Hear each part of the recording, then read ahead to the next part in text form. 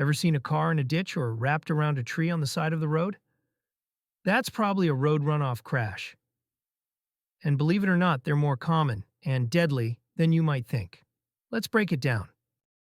What causes road runoff crashes?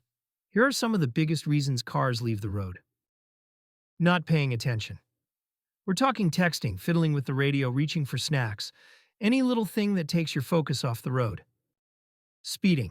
Going too fast, especially around curves or on wet roads, makes it easy to lose control. Drowsy or impaired driving.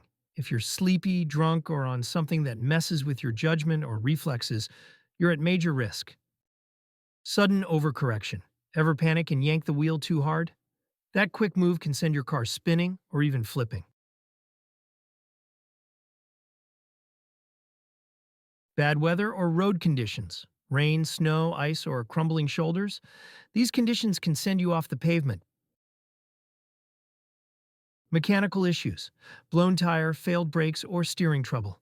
Any of these can make your car veer off suddenly. The numbers don't lie. 1 in 3 fatal crashes in the U.S. happen when a car runs off the road. Over 70% of fatal single-vehicle crashes in rural areas involve road runoffs.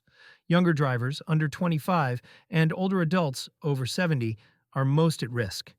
Curves are dangerous. You're up to 3 times more likely to run off the road on a curve than a straight stretch. Always slow down when approaching unfamiliar curves. Reduce your speed at night. Remember, if traveling on a dark road, if you exceed 45 miles per hour, you are overdriving your headlights. Road runoff crashes are serious, but they're also preventable. Drive smart, stay sharp, and keep your wheels on the road. Like and subscribe for more life-saving driving tips.